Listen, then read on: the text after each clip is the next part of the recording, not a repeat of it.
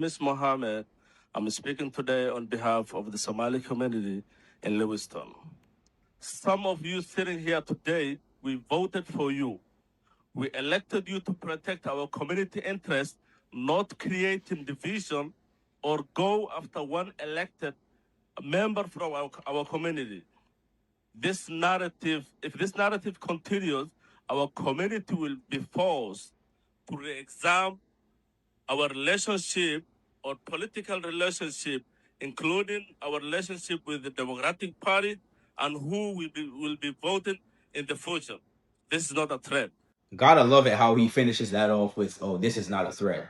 But we know what's up now. I mean, it's been undercover for years, but now we know. Like, basically, this is why y'all voted. This is why people vote left. Like, if you see people come into this country, maybe illegally or they're immigrants, bro, I'm telling you, they're probably gonna vote left. I mean, you guys have probably seen that video of that, former, extreme Islamist, right? And he basically said, like, whenever I was an extreme Islamist, I used to vote left. Why? Because the left has no principles. Like, liberals have no principles, right? They will do whatever it takes to get votes and to suit the people, and whatever the people want, whatever that community want, which is crazy because it's so evident in Minnesota, right? As you can hear the guy say, we voted you in because it was in our best interest. You promised us that you were going to focus on the Somali community, right? And now that you're talking about all this fraud, we don't like that. And therefore, if you keep talking about this fraud and not letting it go under your nose, right? You're smelling it, but if you begin to stop liking the smell of this fraud under your nose, yeah, we're not going to vote for you again, right? We're going to vote somebody else into office. You should not be attacking people in the same office or holding people accountable for allowing this fraud to go on. That's basically what that guy just said. So now we know, this is evidence right now.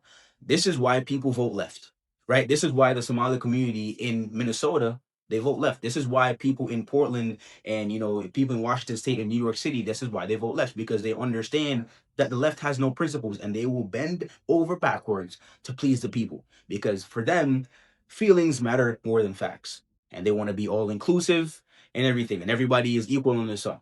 But unfortunately, these people don't understand that this is not how life actually works, and that's not how the real world works.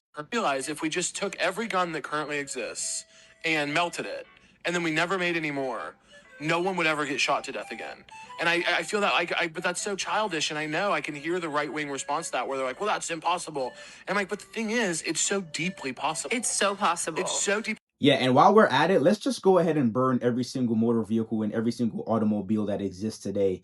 And drunk drivers would never ever exist anymore. Like, there will be no more drunk drivers left. And what makes this video even funnier is that, me growing up in a third world country in Jamaica, like, I've seen guns that are not even like, they don't even look like the guns in America. Like, they're homemade.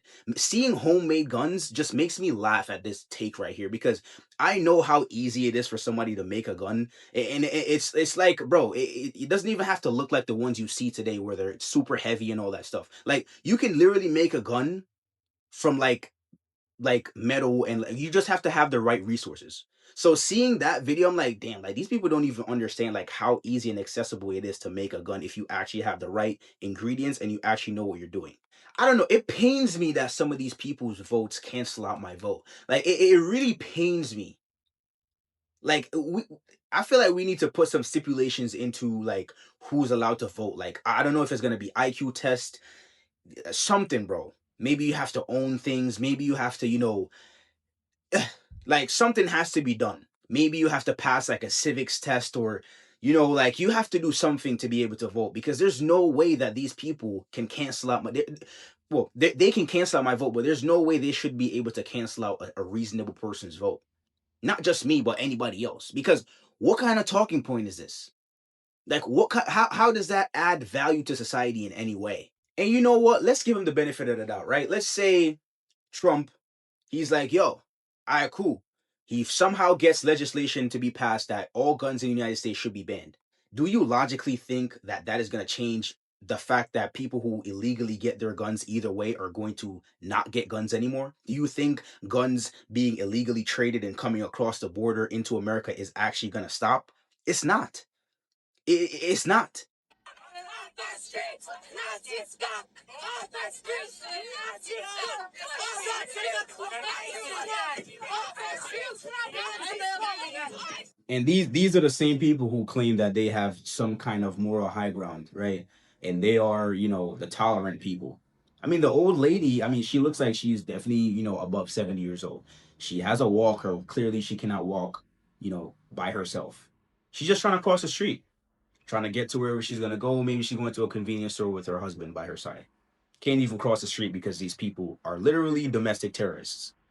Like, I don't know about y'all, but like, there's just certain things and certain people you do not like behave like that towards, and you have certain respect to, and that is elderly people. Like, and then you're shouting Nazi scums get off our streets. I don't know, man. These people are mentally ill. Like, this is an elderly person who's just trying to go about their day. Like, they're not even affecting anybody. They're not doing anything. They're just trying to go from point A to point B. They can barely get there already because they need a walker. Like, the woman needs a walker. Like, they're just trying to cross the street, and these people are causing chaos. And then she proceeds to step in the way of the person when she's trying to go through that little gap right there. Like, these people, like, and this is the same people who say they're tolerant people, bro. Like, these are the same people who say we are the tolerant left, we're the tolerant liberals, whatever they call themselves, right? And then they do shit like this. Like, how can we respect you for doing stuff like this? Like, you have to have a certain level of morality to understand that this is an older person. This is an elderly citizen. If anything, they should be treated with more respect than the average American citizen. These are the same people who, if you know, have any ideology that opposes theirs, they call you a fascist. But what are we seeing right here? These are the same people who call people on the right, or people who do not agree with them, Nazis. What is that? What kind of actions are they portraying right now? So who is the real fascist? Who is the real Nazi? Right? That's the question. Because I'm starting to think that the liberal ideology nowadays is the new Nazi, bro. It's the new fascism. It's crazy.